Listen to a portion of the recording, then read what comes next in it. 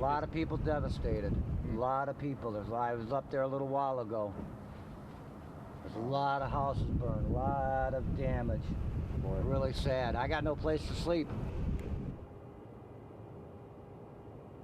And Red Cross is offering has an evacuation center that they've opened to help residents out. You see the flames here, though, still continuing to burn on this hillside.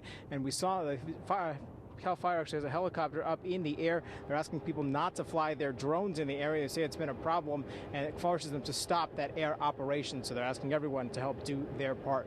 Now, my colleague Heather Hope spoke with those who are evacuated and who have dealt with this damage. Heather, we'll go ahead and set things over to you.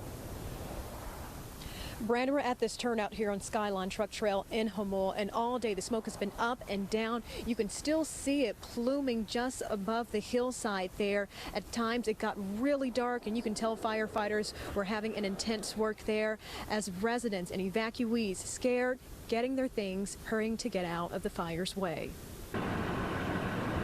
It was scary watching it coming at me, for sure.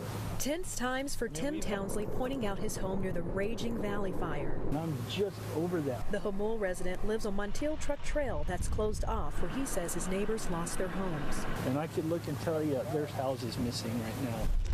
The fire burned down Terry Gray's friends' homes, too. It's a lot bigger and closer, and I've had a few friends lose their homes already. Not wasting time, she loaded up her belongings down Lyons Valley Road. I'm just packing my 2 cars up here. No power, no water, no internet are a huge challenge for residents in dire need of fire info. That bothers me probably the most, that they turn our electricity off and we have no way to defend ourselves.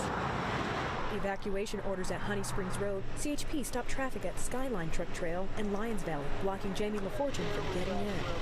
I have my horse trailer. It's ready to take any kind of animals in. Runs Hamul Feed and Supply, wanting to supply food and water to overheated animals. I've saved sheep, I've saved dogs, goats.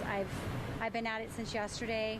I actually slept outside because it was so hot. No sleeping in school gymnasiums this time due to the COVID-19 pandemic. It would be much safer to put these families in hotels than to set up a traditional congregate shelter. At Still Canyon High School, evacuees like Cheryl Reeve need a place for their pets. I pack up the cats because they're the hardest to round up.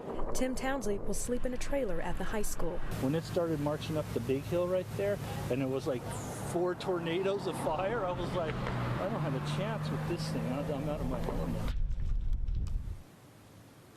The big outcry that we've received from residents all day, them not having internet, no power, no water. They want to know information desperately, minute by minute, Steve and Alicia. So that's what we've been hearing all day from evacuees and residents.